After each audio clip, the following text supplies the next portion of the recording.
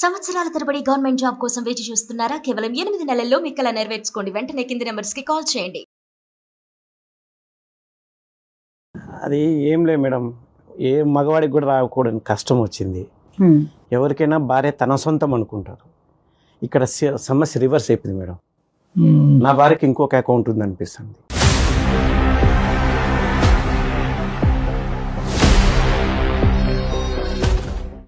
అనిపించాను కదా, నాకు అన్ని రుజువులు ఉన్నాయి మేడం.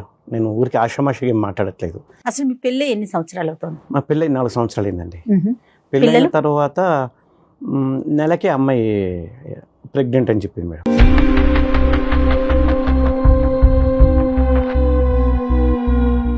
అదే పెళ్ళైన నెలకే ఎట్లా ప్రెగ్నెంట్ అవుతుందో నాకు ఇప్పటికీ అర్థం కావట్లేదు మేడం. నా కూతురు పోలికలు చూసి అసలు అమ్మాయి నా కూతురే కాదనిపిస్తుంది. పోలికలు నా పోలికలు లేవు మేడం. ఆ అమ్మాయి పోలికలు లేవు, నా భార్య పోలికలు లేవు. అసలు తను ఏం చేస్తుంటుందండి మీ వైఫ్? తను ఇంట్లోనే ఉంటుందండి. అరేంజ్డ్ మ్యారేజేనా? అరేంజ్డ్ మ్యారేజే. అన్నీ అబద్ధాలే మేడం. మాకు ఇంత వస్తుంది, మీకు ఇంత ఇస్తాం, అదేం చెప్పారు, 3 కోట్లు అన్నారు, అది అన్నారు, ఇది అన్నారు. తీవ్రంగా చూసి వేసుకుని 3 కోట్లు ఇచ్చారు తప్పితే డబ్బుల పరంగా ఒక పైసా కూడా ఏం లేదు మేడం. ఎప్పుడు ఏదో ఒక సమస్య, మళ్ళీ రివర్స్ నా దగ్గర తీసుకుంటారు వాళ్ళు. సో తెలిసిన వాళ్ళ ద్వారానే మంచి సంబంధమే కదా అనుకుని నేను కూడా ఏం పట్టించుకోలేదు. ఎందుకంటే పెద్దలు మాట్లాడుకున్నారు, మీరు మాట్లాడుకోండి. వారం 10 రోజుల క్రితం ఏమైందంటే, ఒకతను మా ఇంటి చుట్టూ అటు ఇటు తిరుగుతూ ఉంటాడు. అనుమానంగా అనిపించేది. ఒకసారి 2 సార్లు అంటే పర్లేదు, దాదాపుగా నెల రోజులు గమనించాను. మా ఇంటి వైపు చూసుకుంటూ పోతుంటాడు, చూసుకుంటూ వస్తుంటాడు. సరే ఏమో లే అనుకున్నాను. అంటే ఒకరోజు ఏమైందంటే, నేను మా ఫ్రెండ్ పార్టీకి వెళ్ళాము. మా ఫ్రెండ్ తర్వాత వెళ్ళిపోయాడు. నేను కూర్చొని మందు తాగుతుంటే అటువైపున ఒక అతను ఏడుస్తున్నాడు. ఇదేంట్రప్ప ఎంజాయ్ చేయకుండా ఏడుస్తున్నాడు అని చెప్పి డౌట్ వచ్చి వెళ్ళాను, ఏమైంది కనుక్కుందామని. తీరా చూస్తే మా ఇంటి చుట్టుపక్కల అనుమానంగా తిరుగుతున్నటువంటి ఆ వ్యక్తి ఈ వ్యక్తి. మీరు బాగా క్లియర్గా చూసారండి? నెల రోజులు గమనించాను మేడం. ఇక్కడ కూడా గుచ్చు చూశాను. ఈడే కదా కన్ఫర్మ్ చేసుకున్నాను. సరే ఏమైంది, తాగి ఎంజాయ్ చేయకుండా ఎందుకు ఏడుస్తున్నావు, అంత ఎందుకు ఎక్కువ తాగావంటే, నా సమస్య మీకేం తెలుస్తుంది సార్, ఎందుకంటే అంత తాగిన మైకంలో నన్ను కూడా గుర్తుపట్టలేదు. కానీ నేను తెలిసే ఉంటాను కదా, ఎందుకంటే పెళ్లి చేసుకున్నాను, ఇవన్నీ విషయాలు తెలుసు కాబట్టి ఆ అమ్మాయిని నేను పెళ్లి చేసుకున్నాను. తెలియటం ఏంటి? అదే ఇప్పుడు ట్విస్ట్, వాళ్ళిద్దరు లవర్స్ అంట. ఎలా చెప్తున్నారు సత్యనారాయణ గారు మీరు? అది ఆ అమ్మాయి చెప్పింది సార్. ఎప్పుడు చెప్పింది ఆ అమ్మాయి మీకు? నాకు మెల్లిమెల్లిగా ఒకటొక్కటి బయటపడుతూ వచ్చాయి కదా. అది పెళ్ళైన ఎన్ని సంవత్సరాల తర్వాత అని చెప్పింది? సంవత్సరం తర్వాత. సంవత్సరం వరకు జర్నీ బాగానే ఉంది, అంత ఇబ్బంది ఏం రాలేదు. ఎప్పుడైతే నేను డబ్బుల కోసం పీడించడం అని కదా, మామూలుగా అడిగాను అంతే. ఇస్తామన్నారు కదా 3 కోట్లు, ఏమిది 3 కోట్లు కనీసం ఇస్తే నాకు ఏదైనా ఉపయోగపడుతుంది కదా అది అంటే, ఇదిగో కానీ సాగదీస్తుంది. నాకు డబ్బు ఇవ్వకపోగా వాళ్ళ అమ్మకు బాగలేదు, వాళ్ళ నాన్నకు బాగలేదు అని చెప్పి ఇప్పుడు నా దగ్గర డబ్బులు తీసుకునేవాళ్ళు. సరే డబ్బు ముఖ్యం కాదు కదా అనుకోని నేను పట్టించుకోలేదు. మెల్లిమెల్లిగా నాకు ఎందుకు డౌట్ వస్తూ వచ్చింది. ఈ పాప కూడా పోలికలు కనబడలేదు నాకు. దాంతో ఏముందిలేండి, పోలికలు అంటే ప్రింటెడ్ గా ఉండవు, ఏమైనా జిరాక్స్ కాపీలా అండి. సరే అది కూడా ఒప్పుకుంటే మేడం, మేబీ రాకపోవచ్చు కూడా, ఎందుకంటే తరాల మధ్య తేడా ఉండొచ్చు కదా. సరే అది కాకపోయినా అమ్మాయి నాకన్నా 1 సంవత్సరం పెద్ద మేడం. మీకు చెప్పలేదు? అది అబద్ధమే. సర్టిఫికేట్ ఏమి తక్కువ వేయించేసి 1 సంవత్సరం తక్కువ వేయించుకున్నారు సర్టిఫికేట్ లో. డబ్బుల దగ్గర అబద్ధము. మళ్ళీ పెళ్లి చేసుకొని వాళ్ళతో వీటితో తిరగడం, ఇవన్నీ అన్ని అబద్ధాలు. మొదట స్టార్టింగ్ లోనే మీరు ఒక పాయింట్ చెప్పారు, పెళ్ళైనటువంటి నెల రోజులకే నెల తప్పింది, ప్రెగ్నెంట్ అయింది అనేటటువంటి ఒక అంశం చెప్పారు. అక్కడి నుంచి స్టార్ట్ అయింది కదా. అవునండి. పోలికలు లేవు అని అన్నారు. అంటే ఖచ్చితంగా ఇక్కడ ఉండేటటువంటి అంశం ఏంటంటే, నా భార్యకి వేరే మగాడితో పెళ్లికి ముందే ఒక రిలేషన్షిప్ ఉంది అనేప్పటికీ నాకు అప్పటి నుండి డౌట్ వస్తూనే ఉంది. చూద్దానండి, దాని గురించి సైంటిఫిక్ గా చాలా మాట్లాడుకోవచ్చు మనం, అది తర్వాత మాట్లాడదాం. కానీ అక్కడి నుంచి మీ ఆలోచనలో క్వశ్చన్ మార్క్ పడింది అనేది మీరు నాకు చెప్తున్నారు. ఎప్పుడైతే పాప పుట్టిన తర్వాత 9 నెలలు నిండిన తర్వాత, పాప కన్నా తర్వాత పాప పోలికలు కూడా మీ పోలికలకి దగ్గరగా లేదు అనేటటువంటి ఆలోచన మిమ్మల్ని ఇంకా మైండ్ ఇచ్చేసింది. మనస్తత్వం అంతా అక్కడ బయటపడింది సార్. అదే నేను అన్నడము. అంటే వీళ్ళు అన్ని అబద్ధాలు చెప్పారు, ఈ క్రమంలో ఇది కూడా అబద్ధమే కదా. ఈ పెళ్లి చేయడం దగ్గర నుండి అన్ని అబద్ధాలు అల్లుకుంటూ వచ్చారు. సో ఎట్లా వేరే ఏంటంటే, ఈ అమ్మాయికి పెళ్లికి ముందు కూడా ఒక రిలేషన్షిప్ ఉంది, అది మీ అమ్మాయి కూడా ఒప్పుకుందని మీరు ఇందాక అన్నారు. ఒప్పుకుంది. పెళ్ళైనటువంటి బ్రేకప్ అయినటువంటి అంశం మీరు అడిగితే ఆ అమ్మాయి చెప్పలేదు. ఆ అమ్మాయిగానే ముందుకు వచ్చి నాకు ఒక రిలేషన్షిప్ ఉంది, అది బ్రేకప్ అయిందని చెప్పింది. అమ్మాయి నేనే గుచ్చి అడిగాను. మీరు అడిగారు, అమ్మాయి అసలు ఏం చెప్పలే. చెప్పలేదు. ఏం ఎందుకు చెప్పలేదు. అడిగారు సార్? ఎందుకు అడిగారు? నాకు అనుమానం వచ్చింది కదా సార్. ఏం అనుమానం వచ్చింది? పాప పోలికలు పెళ్ళైన నెలకే కడుపు రావడం ఏంటి, దాని తర్వాత ఆ పోలికలు లేవు. ఎప్పుడైతే అనుమానం వచ్చిందో నాకు అన్ని త్రూ అవుట్ ద ప్రెగ్నెన్సీ, అంటే పెళ్ళి అయినటువంటి ఒక నెల తప్పింది అనేటటువంటి ఆలోచన మీకు ఉంటే కనుక త్రూ అవుట్ ద ప్రెగ్నెన్సీ మీరు అమ్మాయిని గుచ్చి అడుగుతూనే ఉన్నారుగా, ఏంటి ఇంత తొందరగా ఎలాగైంది? అంత తొందరగా నేను నిర్ణయం తీసుకోలేదు సార్. అడగలేదు. మొదటిసారి ఏమలే అని పట్టించుకోలేదు. కానీ ఎందుకు మెల్లిమెల్లిగా ఒక్కొక్కటి నన్ను వాళ్ళు డబ్బు కోసం పీడించడము, దాని తర్వాత ఇలా అరే ఇన్ని అబద్ధాలు చెప్పారంటే కూడా ఇది కూడా అబద్ధమే. సో అడిగితే కనుక కొన్ని ఏమని చెప్పింది అనే డౌట్ వచ్చింది. నెలకే ఎట్లా నీకు కడుపు వస్తుంది అంటే, ఇంతకుముందు ఏదే నా అకౌంట్లో ఇస్తున్నావా అంటే, లేదు అట్లా కాదని. సరే ఏ రోజు ఆ రోజు నా పనిలో నేను పడిపోవడం, మళ్ళీ మర్చిపోవడం, మళ్ళీ గుర్తుకు వచ్చినప్పుడు, మనసు బాధగా ఉన్నప్పుడు మళ్ళీ అడిగితే కనుక ఏదో ఒకటి తప్పించుకునేది ఎప్పటికప్పుడు. సో తీరా చూసి ఈ మధ్యన అదే పనికి తిరగడము, మా ఇంటి చుట్టూ 1 రోజు 2 రోజులు అంటే పర్లేదు మేడం, నెల రోజులు గమనించాను. తొందరపడి నిర్ణయం తీసుకోలేదు. నెల రోజులు అన్న తర్వాత వాడు మళ్ళీ అక్కడకు ఏడుస్తున్నాడు. ఏం మాట్లాడాడు? సరే వాడు నన్ను గుర్తుపట్టలేదు మైకంలో. సరే ఏమైంది అది అంటే, ఇట్లా నా బ్రేకప్ అయింది, నన్ను వేరే వాడిని పెళ్లి చేసుకుంది, నాకు చాలా అన్యాయం జరిగింది. ఎవరు అమ్మాయి అంటే టక్కుమని ఆ మైకంలో ఫోటోలు చూపించేశాడండి, ఫోన్ లోటివి. ఆ అమ్మాయి ఎవరో కాదు, ఈ అమ్మాయి.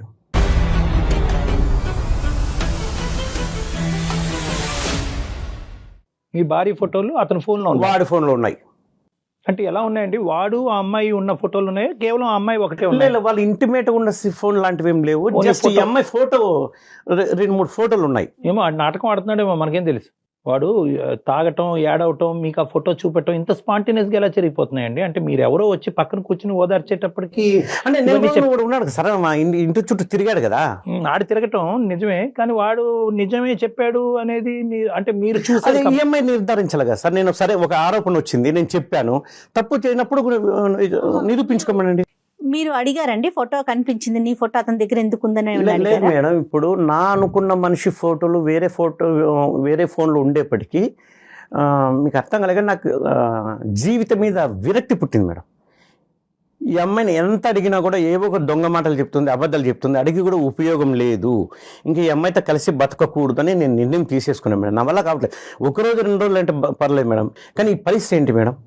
నా కళ్ళ ముందే తిరుగుతుంది, మళ్ళీ ఏం తెలియనట్టు ఉంటుంది. నా వల్ల కావట్లేదు మేడం. ఎందుకంటే 1 రోజు 2 రోజులకి జీవితాంతం బతకాలంటే కష్టం మేడం. ఇదేదో ఒకసారి విడాకుల పరంగా అయిపోయింది అనుకోండి కదండి. ఈ 4 years పాటు మీ ప్రయాణం ఎలా జరిగింది? అంటే మీరు అనుక్షణం ఈ అనుమానం అనేది అవనియండి, లేదంటే ప్రశ్నలు అవనియండి, ఇది అలా కంటిన్యూస్ గానే కురిపిస్తూనే ఉన్నారా, లేదంటే మధ్య మధ్యలో మంచి పీరియడ్స్ కూడా ఉన్నాయా పాప పుట్టిన తర్వాత? దగ్గర మంచి సంఘటనలు అంటే ఏం లేవు సార్. అట్లా అని చెప్పేసి మరీ జుట్టు కొట్టుకునేంత ఏం లేదు, కానీ బట్ గొప్పగా అయితే ఏం లేదు. సైలెంట్ గా ఉండిపోయారు. సత్యనారాయణ గారు, చాలా ఇంపార్టెంట్ క్వశ్చన్. మీకు ఆవిడ మీద అనుమానం ఉండొచ్చు, వాళ్ళ తల్లిదండ్రులు నానా అబద్ధాలు ఆడి మీకు పెళ్లి చేసి ఉండొచ్చు, కానీ ఆ చంటి బిడ్డ ఏం తప్పు చేయలేదు. ఆ బిడ్డను మీరు యాక్సెప్ట్ చేయగలుగుతున్నారు ఒక తండ్రిగా? సార్ నా వల్ల కాదు నాకు అనిపిస్తుంది కదా. అది 3 years బట్టి ఆ పాపని యాక్సెప్ట్ చేయలేదా? ఎత్తుకుని యాక్సెప్ట్ చేయలేదంటే కనుక ముద్దాడింది ఏం లేదు సార్. అట్లా చేరదీయడం, ముద్దు పెట్టుకోవడం అట్లా ఏం చేయలేదు బిడ్డకు. బాబా, ఒక అనుబంధం లాంటిది అంటూ ఏం లేదు. వెరీ సాడ్ సార్ అది. ఇప్పుడు ఎందుకంటే ఇప్పుడు నా బిడ్డ అనుకోండి, ఆ భావన వేరే ఉంటుంది. సత్యనారాయణ గారు, ఆవిడ మీ భార్య గారి పేరేంటి? అరుణ్ అండి. అరుణ గారు. అరుణ గారితో ఎప్పుడన్నా ఫేస్ టు ఫేస్ కూర్చుని, అరుణ నాకు ఇంకా ఇది నడిచే విధంగా లేదు, నా అనుమానాలకి నువ్వు సఫర్ అవుతున్నావు, నీతి నిజాయితీ లేకుండా ఈ సంసారాన్ని నేను కంటిన్యూ చేయలేని, విడాకులు తీసుకుందాం అని అడిగారా? సున్నితంగా మాట్లాడే స్థాయి దాటి వచ్చేసానండి నేను మానసికంగా దాదాపుగా 2 సంవత్సరాలుగా నలుగుతాను, ఎప్పుడెప్పుడు విడిపోదామని. మీ పేరెంట్స్ తో కానీ వాళ్ళ పేరెంట్స్ తో కానీ ఏమైనా పంచాయతీలు జరిగినాయా? వాళ్ళు నిలదీశారా? వాళ్ళ వరకే అంటే నేను ఈఎంఐని అడిగాను, ఇస్తామన్నారు, ఇట్లా మోసం చేయడం తప్పు కదా, మాట తప్పడం ఎంత తప్పు. సరే కనీసం లేదు విషయంలో నాకు చెప్పాలి కదా. అది కాకపోతే రివర్స్ నా దగ్గర తీసుకుంటున్నారు.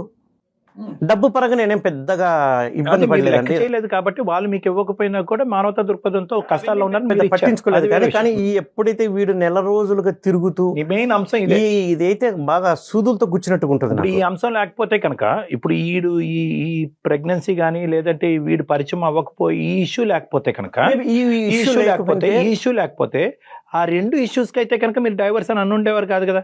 ఏది డబ్బులు 3 కోట్ల విషయం కానీ లేదంటే వయసు పెద్దది. తప్పుగా చెప్పడం అనే అంశం గురించి విడాకులు ఇచ్చుండేవారు. అది అంత ముఖ్యమే కాదు సార్. కాకపోతే Okay. So ఎప్పుడైతే this is ఇది వచ్చిందో Yes, yes. ఆ రెండింటి సమస్య కూడా నాకు ఎక్కువ అనిపిస్తుంది. రైట్. అది ఎందుకు అనిపిస్తుంది అంటే కనుక ఓకే, ఆ విషయాల్లో అబద్ధాలు ఆడిన వాళ్ళు ఖచ్చితంగా ఈ అమ్మాయి యొక్క రిలేషన్షిప్ ప్రయర్ టు మ్యారేజ్ వీళ్ళకి కూడా తెలుసు, అది కూడా నా దగ్గర దాచిపెట్టారనే ఆలోచన బలపడింది మీ మైండ్ లో. ఇంకా నాకు దాచిపెట్టి ఇంకెన్ని జరుగుంటాయో అదే అనేది నాకు ఇంకా, ఎందుకంటే నేను అన్ని ఒక చుక్క కూర్చొని కలుసుకుంటే డిటెక్టివ్ లాగా ఆ, చూసుకోలేను. డిటెక్టివ్ లాగా వెతుక్కుంటే ఇవన్నీ పోయింతో నాకు నా జీవితం ఉంది. సరే, ఈ రోజు మా దగ్గర రావడానికి కారణం ఏంటి? ఆవిడతో మనం ఫోన్ లో మాట్లాడొచ్చా? ఇక్కడికి వచ్చారు ఆవిడ, డైరెక్ట్ గా మాట్లాడాలా ఫోన్ లోనా? అంతే లేదు సార్, తను ఇంట్లో ఉంది కాబట్టి నేను ఫోన్ చేస్తాను, మాట్లాడండి. మంచిది. బట్ అసలు ఏదో మీరు ఒకటి ఏం కౌన్సిలింగ్ expect చేస్తున్నారు? అసలు మీరు ఏం వద్దు మేడం, ఇంకా కలిసి ఉండడం అనేది కుదరదు. ఈ వేదిక మీద ఇక్కడి వరకు వచ్చినటువంటి వాళ్ళు మీరు 2 ద్వారాలు తెరిస్తే కనుక మాకు సులువుగా ఉంటుంది. ఎందుకంటే ఒకప్పుడు ఇక్కడ ఏంటంటే మీ ఇద్దరు సంబంధించినటువంటి అంశం కాదు, ఆ బిడ్డ సంబంధించినటువంటి అంశం కూడా ఇక్కడ. Exactly. ఇక్కడ ఏంటంటే ఆ పాప రేపొద్దున విడాకులు తీసుకోవడానికి ఇక్కడి వరకు రాక్కర్లేదు సార్. మీరు ఒక లాయర్ని కలవచ్చు, 2 సంతకాలు పెట్టచ్చు, విడిపోతారు.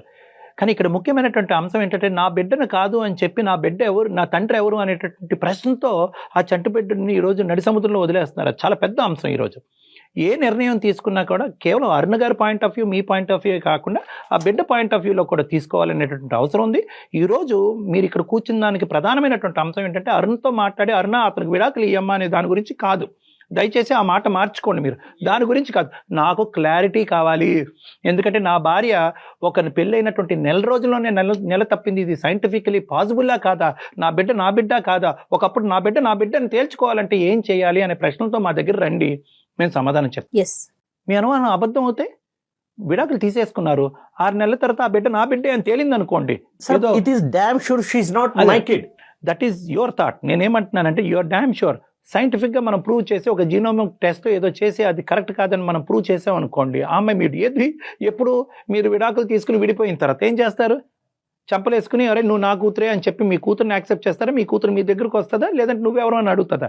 నీ భార్య మిమ్మల్ని అనుమానించిన తర్వాత మళ్ళీ వెనక్కి వచ్చి మిమ్మల్ని మీ దగ్గర సార్ ఇప్పుడు నేను ఒక మాట చెప్తాను, నేను ఒక మాట చెప్పేది వినండి సార్. నేను పనిచేసే చోట నా మీద ఏదైనా నేరారోపణ వచ్చింది అనుకోండి, నేను నిరూపించుకుంటాను, నేను తప్పు చేయలేదు అంటాను, పోరాడతాను. మరి ఎందుకంటే అవకాశం నేను తనకి ఇవ్వాలి తప్పించుకోవట్లేదు కదా కదా. మనం. కాదు సత్య గారు, అవకాశం. అది చాలా భిన్నమైనటువంటి సిచ్యువేషన్ గురించి మాట్లాడుతున్నారు. ఇదేంటంటే ఒక సంఘటన ఏదైతే కనుక గతంలో జరిగిపోయినటువంటి అంశాన్ని ఈ రోజు మీ ఎదురుగుంట నిలబడినటువంటి భార్యని ప్రూవ్ చేసుకోమంటున్నారు. ఆ అమ్మాయి ఆల్రెడీ ప్రూవ్ చేసుకుంది, నాకు ఆల్రెడీ ఒక రిలేషన్షిప్ ఉన్నది అన్నది. ఆ అమ్మాయి ఏం దాచిపెట్టలేదు. మీరు ఏ వ్యక్తి అయితే కనుక వెళ్ళి కలిసి వచ్చారో ఆ వ్యక్తి యొక్క ఫోటో చూపెట్టారో ఆల్రెడీ మీ భార్య అది ఒప్పుకుంది. రిలేషన్షిప్ అంటే ఈ రోజుల్లో ఎంత ఎక్స్టెంట్ పోతుందో మీకు తెలియదా సార్? కేవలము ఫిజికల్ ఇంటిమసీ లేకుండానే రిలేషన్షిప్స్ ఉంటాయా? ఈ వాదనంతా అనవసరం. నేను ఒకటే పాయింట్తో మిమ్మల్ని ఆవిడతో ఫోన్ కలపమంటున్నాను.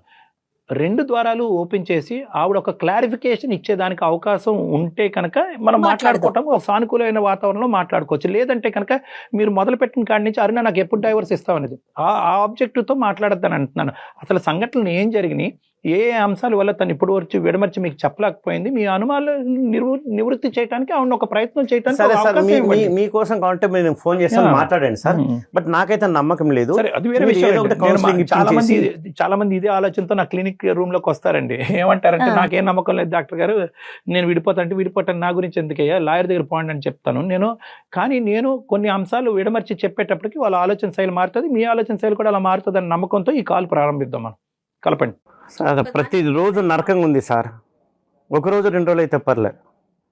అదే నరకాన్ని క్లియర్ చేసుకోవటం విడాకులు ఒకటే దారి కాదండి. విడాకులు తీసుకున్న తర్వాత డబల్ నరకం అయితే ఏం చేస్తారు? హలో అరుణ, చెప్పండి. ఎక్కడున్నావు? ఎక్కడున్నావు? నేను ఇంట్లోనే ఉన్నానండి. సరే ఏం చేస్తున్నారు? భోజనం చేశారా? లే సరే, తర్వాత కానీ నేను వేరే డాక్టర్ గారి దగ్గరికి వచ్చాను. ఓకే, ఏమైందండి ఇప్పుడు మీకు? నేను చెప్తాను, ఇదిగో ఆయన మాట్లాడతారంట, స్పీకర్ ఆన్లోనే ఉంది, నీతో ఉండలేకపోతున్నాను చెప్తూనే ఉన్నా కదా, ఇది నీకు ఇబ్బందిగా ఉంది, నాకు ఇబ్బందిగా ఉంది. ఏమి ఏం మాట్లాడుతున్నారండి అసలు మీరు? చెప్పేది విను, అందమైన జీవితం అనే కార్యక్రమానికి వచ్చాను. ఏమైందండి ఇప్పుడు? నేనేమైనా నిన్ను డబ్బుల కోసం పీడించానా? నేను ఏదైనా దాచుకుంటే మీ దగ్గర ఏదైనా దాచి పెడితే మీరు ఇలా మాట్లాడాలి. నేను అన్ని మీకు ఓపెన్ గా చెప్పినప్పుడు మీరు ఇంకా ఎందుకు బాధపడుతున్నారు? ఇంకా ఎందుకు ఇలా మాట్లాడుతున్నారు? సరే అవన్నీ చెప్పేది అవన్నీ తర్వాత ముందు ఈయనతో మేడంతో సార్తో ఒకసారి మాట్లాడు. లైన్లో ఉన్నారు, స్పీకర్ ఆన్లోనే ఉంది. ఓకే, ఇవ్వండి, మాట్లాడతాను. నమస్తే అమ్మా. నమస్తే సార్. ఒక ముఖ్యమైనటువంటి అంశం, మీరు ధైర్యంగా మాతో మాట్లాడతాను అని అన్నప్పుడే మాకు అర్థమైంది. అంటే కనుక మీరు కొన్ని ఫ్యాక్ట్స్ పాలు పంచుకోవాలనే ఉద్దేశంతో మీరు ఉన్నారు అనేది అర్థమవుతుంది. అయితే మేము అడిగేది ఏంటంటే, సార్ ఆల్రెడీ సత్యనారాయణ గారు ఆల్రెడీ ఇక్కడ కూర్చుని ఎందుకు ఈ పెళ్లి, ఇది పనికిరాని పెళ్లి, దీనివల్ల ఏం ఉపయోగం, దినదిన గంట నూరేళ్ళ ఆయుష్ అన్నట్టు టార్చర్ అనిపిస్తున్నావు, నా కూతురిని యాక్సెప్ట్ చేసుకోలేకపోతున్నాను, నా భార్యని యాక్సెప్ట్ చేయలేకపోతున్నాను, విడాకులకి ఏ విధంగా ముందుకెళ్తే బాగుంటుంది అనే ఆలోచనతో నేను ఇక్కడ వచ్చి కూర్చున్నాను అని అంటున్నారు. సార్ ఫస్ట్ నేను చెప్పేది వినండి సార్. చెప్పండి, అదే చెప్పండి. ఇక్కడ అన్ని నిజాలే చెప్పాను సార్. ఇప్పుడు ఒక విషయం సార్, పెళ్లి అనేది ఎందుకు అబద్ధం అని అంటున్నారు అని అంటే, ఆయన కంటే నేను 9 months పెద్ద.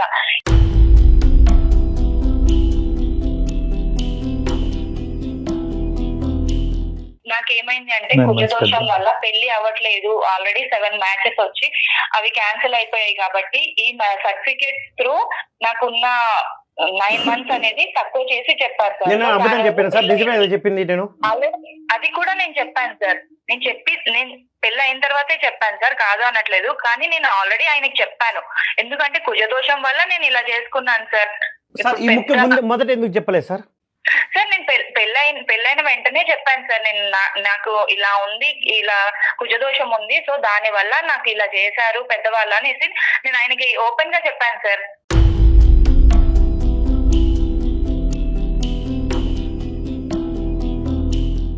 ఓకేనమ్మా, దాని వరకు అర్థమైంది మాకు. ఓకే, కుజదోషం ఉందా లేదా అనేది ఎవరి నమ్మకం వాళ్ళది. కానీ ఇక్కడ ఏంటంటే, దీంతో పాటు చాలా అంశాలు సత్యనారాయణ గారి మైండ్లో ఉన్నాయి కాబట్టి ఈరోజు ప్రతిదీ అబద్ధమే, ఈ పెళ్ళే అబద్ధము, ఈ ప్రేమే అబద్ధం అనే నిర్ణయానికి వచ్చారు. వాస్తవానికి అది చాలా చిన్న ఇష్యూ. ఇంకేంటమ్మా, ఈ 3 కోట్ల అంశం ఒకసారి చెప్పండి. 3 కోట్లు ఇస్తాను అనే వాగ్దానం ఏదో చేశారంట. చెప్తున్నాను సార్, 3 కోట్లు అంటే అక్కడ మా పేరెంట్స్ కి నేను ఒక్కదాన్నే సార్. నేను ఒక్కదాన్నే కాబట్టి ఆస్తి అంతా నా కూతురికే ఇస్తాను అని చెప్పారు. కరెక్టే, కాదని నేను అనట్లేదు సార్. ఇప్పుడు ఏమైంది అని అంటే, మా ఫాదర్ కి హెల్త్ ఇష్యూ వచ్చేసి దాని వల్ల బైపాస్ సర్జరీ చేయించడంతో, అంటే 2 ప్రాపర్టీస్ గా ఉంది సార్. దాని వల్ల ఒక ప్రాపర్టీ అమ్మ అయితే వాళ్ళు హెల్త్ ఇష్యూస్ కోసం క్లియర్ చేసుకున్నారు సార్. అదేలేండి. అంటే ఇంకోటి ఉందా? ఇంకొక ప్రాపర్టీ ఉంది సార్, ఉంది. ఓకే, మరి ఆ విషయం మీ హస్బెండ్ కి తెలుసండి? తదనంతరం మాకు ఇస్తారు కదా సార్. కానీ ముఖ్యమైనటువంటి అంశం ఏంటంటేనమ్మా, ఈ నెల రోజులు నిండక ముందే నెల తప్పటం, పెళ్లి అయినటువంటి నెల రోజులు నిండక ముందే నెల తప్పటం, అది కూడా నేను చెప్తాను సార్. దానికి కూడా ఏంటి అని అంటే, ఆల్రెడీ నాకైతే ఆ పాప పుట్టడం అనేది ఈయన వల్లే పుట్టింది సార్. ఎందుకు అని అంటే, మేము ఆల్రెడీ పెళ్లికి ముందు కలిసాం సార్.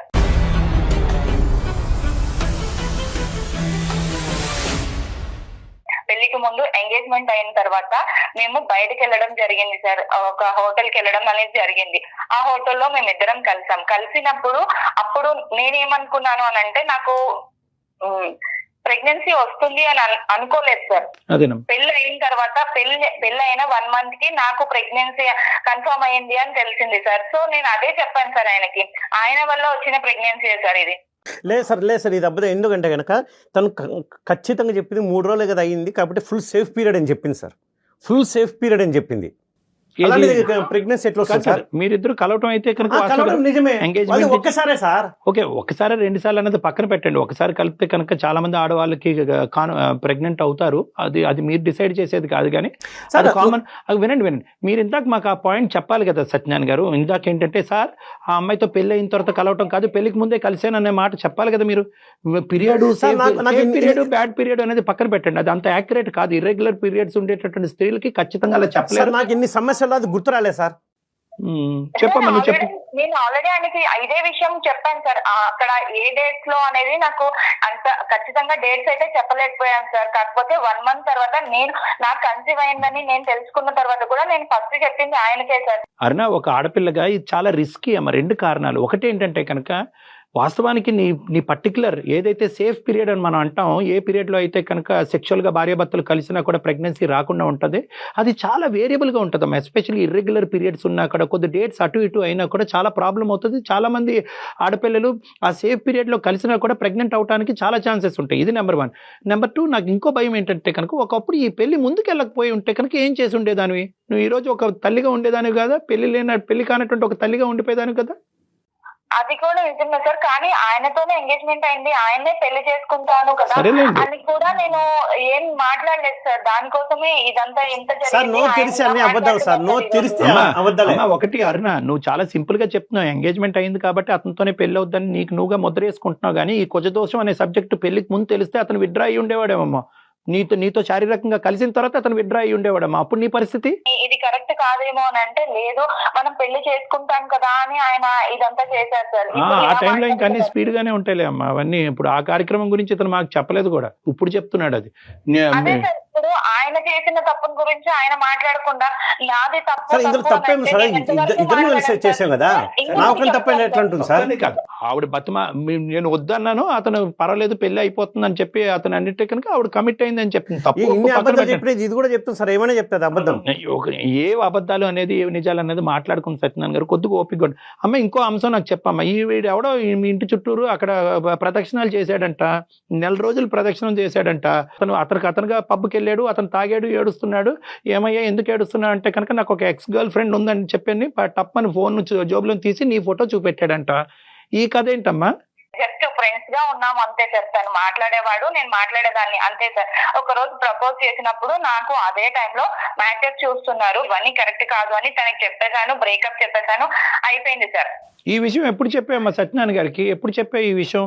పెళ్లి అయిన తర్వాత చెప్పాను. ఇదే సార్ ప్రతి ఒక్కటి పెళ్లి అయినంత వరకు అన్ని దాచిపెట్టింది. ప్రతి పెళ్లి అయిన తర్వాత వీడు ఎక్కడికి పోడలే, తప్పించుకోలే, ఇరుక్కున్నాడు గొర్రె అని చెప్పి అప్పుడు ఒకటొక్కటి నాకు అనుమానం వస్తున్నప్పుడు అడుగుతూ ఉంటే ఒకటొక్కటి గొర్రెలాగా అన్ని చెప్తున్నాను. నేను అన్ని ఆయన దగ్గర ఏమి దాచకూడదు అనే చెప్పాను, కానీ ఆయన ఇంత అనుమానిస్తాడు, ఇంత లోపల పెట్టుకొని నన్ను ఇలా చేస్తాడు అంటే. పెళ్లి అయిన దగ్గర నుంచి సార్ ఇంకొకటి చెప్తాను, పెళ్లి అయిన దగ్గర నుంచి కూడా ఆయన నాతో ఏ రోజు కూడా టచ్ మీ నాట్ అన్నట్టే ఉన్నాడు సార్. ఒక మాట్లాడేటప్పుడు అసలు వినడు, నాది ఏ బాధ పట్టించుకోడు, ఏమి చేయడు సార్. నేను వండుతున్నాను, పెడుతున్నాను, తింటున్నాం అంతే సార్. ఇవన్నీ చేస్తున్నాడు కానీ ఏ రోజు కూడా నాతో మాట్లాడింది చేసింది కూడా లేదు సార్. ఉన్నది కూడా లేదు సార్. ఇంట్లో ఏదో పని చేయడానికి ఉన్నట్టే ఉన్నాను సార్ నేనైతే.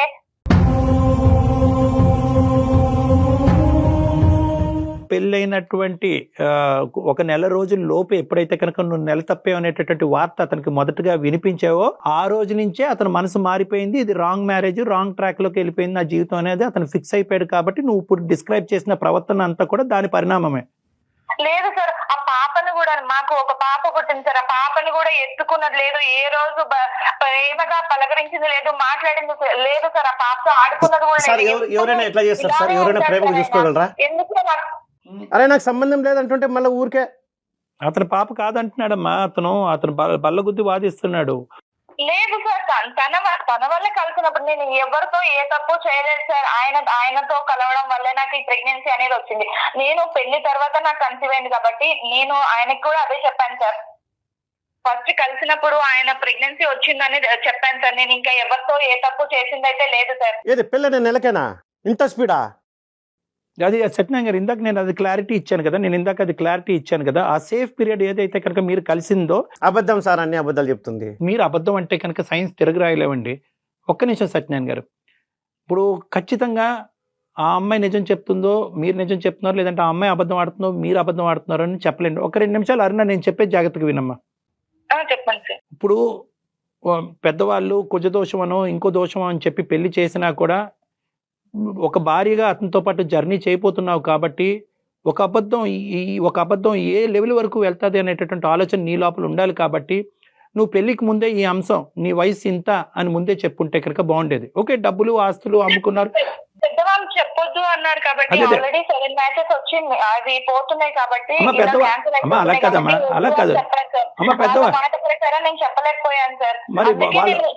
అమ్మా వాళ్ళ మాట ప్రకారం నువ్వు చెప్పలేకపోయావు. మరి పెద్దవాళ్ళు చెప్పారమ్మా పెళ్లికి ముందు శారీరకంగా హోటల్ రూమ్ తీసుకుని కలవమని?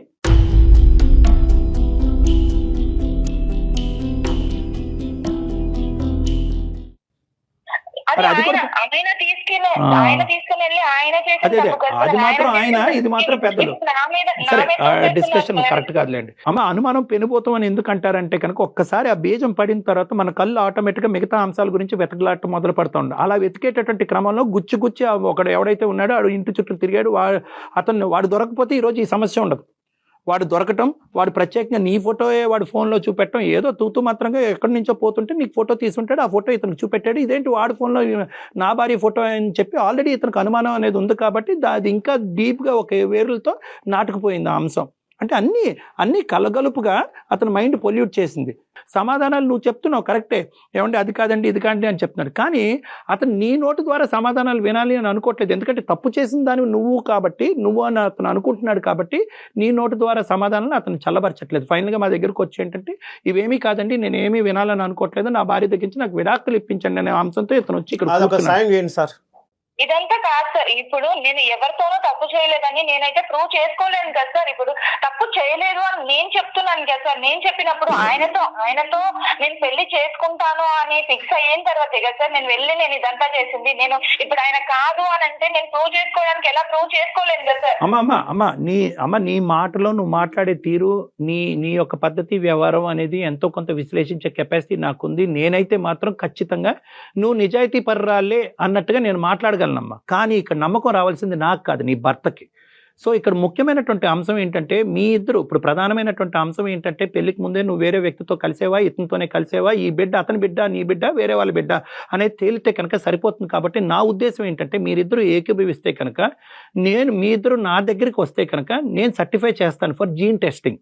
మీ ఇద్దరికి ఓకే అంటే కనుక, అంటే దానికి ఒక డాక్టర్ యొక్క సర్టిఫికేట్ కూడా కావాలి. మీకు మీరుగా వెళ్ళి ఒక నిమిషం సత్యనారాయణ గారు, ఇది ఒక సజెషన్, కొద్ది పూర్తిగా వినండి. ఎందుకంటే ఇందాక నేను చెప్పాను, ఇది కేవలం ఒక భార్యాభర్తల అంశం కాదు, ఏ పాపం పుణ్యం ఎరగనటువంటి ఒక బిడ్డ జీవితం కూడా. నేను ఇందాక ఒక హైపోథెటికల్ స్టేట్మెంట్ చెప్పాను. ఈమె ఎంత కాలాంతరంలో మీకు తెలియదు కాబట్టి మీరు ఇలా పుస్తకం ముందుకు వస్తున్నారు, కానీ మిమ్మల్ని కూడా మాయ చేస్తాం సార్. ఏదో ఒకటి చేస్తే దొంగ రిపోర్ట్ మేడం, అంత టాలెంట్ ఉంది. పెట్టుకొని నన్ను ఇన్ని రోజుల నుంచి నేను భరిస్తూ వచ్చాను సార్. అన్నిటికీ మాట్లాడుతున్నట్టు చూడండి సార్. ఇప్పుడు నలుగురులోను తీసుకొచ్చి నన్ను ఇలా చేస్తున్నట్టు చూడండి సార్. ఎడ్యుకేటెడ్ పర్సన్ సత్యనారాయణ గారు, మీరు అంత అమాయకుల్లా మాట్లాడకండి దయచేసి. మీ అనుమానం మీకు అనుమానం ఉండొచ్చు, కానీ సైన్స్ ని, రిపోర్ట్లని, డాక్టర్లని అందరినీ మూకుమ్మడిగా అనుమానం పెట్టి అందరినీ అవమానించేటటువంటి విధంగా మీరు మాట్లాడకండి. కాదు కళ్యాణి గారు, ఇప్పుడు తను మాట్లాడే వర్షన్ వింటూ ఉన్నాం, ఆయన చెప్పేది విన్నాం. ఇప్పుడు ఏంటండి సొల్యూషన్, ఏం చెప్తారు మీరు? ఇప్పుడు మిగతా అవన్నీ కూడా జత కలిసినటువంటి అంశాలే కానీ ప్రధానమైనటువంటి అంశాలు కాదు. ప్రధానంగా కావాల్సింది ఏంటంటే కనుక అతని మైండ్లో ఉన్నటువంటి అనుమానం మనం నివృత్తి చేయాలి అంటే, అరుణ నిజాయితీ పర్రాలా కాదా, పెళ్లికి ముందు వేరే వాళ్ళతో తిరిగిందా, కలిసిందా అనేటటువంటి అంశాన్ని ఒకటి క్లియర్ చేసుకుంటే, అదృష్టం ఏంటంటే కనుక ఈ రోజు ఆ బిడ్డ లేకపోతే కనుక ఆ బిడ్డ ఉంది కాబట్టి టెస్ట్ చేద్దాం అనేటటువంటి అవకాశం ఉంది. ఆ బిడ్డే లేదనుకోండి, ఇంతే, మీది విడాకులే. సార్ ఇప్పుడు కరెక్ట్ పాయింట్కి వచ్చారు సార్. ఇప్పుడు వాళ్ళు జాగ్రత్తలు తీసుకుని ఉంటారేమో.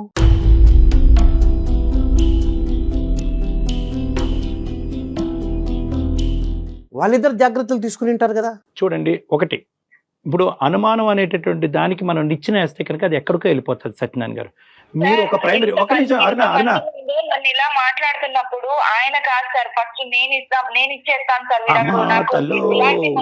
నాకు వద్దు సార్.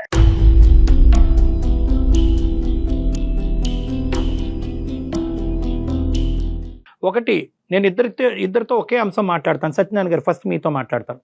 జెనెటిక్ టెస్టింగ్ చేయడం ద్వారా బిడ్డ ఎవరి బిడ్డ అనేది తేలటం చాలా సులువైనటువంటి మార్గం. అది చేయించుకుని ఆ బిడ్డ మీ బిడ్డ అంటే కనుక ఇంకొక ప్రశ్న, ఇంకొక ఆలోచన, ఇంకో అనుమానం, ఇంకో భయం లేకుండా అక్కడితో పాత గత స్మృతులన్నీ తీసేసి, గత జ్ఞాపకాలన్నీ తీసేసి ట్రాన్స్పరెంట్గా, నమ్మకంగా మీ భార్యతో కంటిన్యూ చేయడానికి అవకాశం ఉందా లేదా? సార్, నేను డబ్బు గురించి హింస పెట్టలేదు, అది తీసేసేయండి. సరే, బిడ్డ గురించి మీరు అంటున్నారు, DNA టెస్ట్ అది అవుతుంది అంటున్నారు, కానీ అంతకుముందు ఇన్ని అబద్ధాలు చెప్పేది ఫిజికల్ రిలేషన్షిప్ లో ఉండొచ్చు అంటున్నా నేను. సార్ అంటే ఇప్పుడు ఈ DNA టెస్ట్లు, ఈ టెస్ట్లు చేపిస్తేనే నేను అంటే ఏ తప్పు చేయలేదని ఆయన నమ్ముతాడా సార్?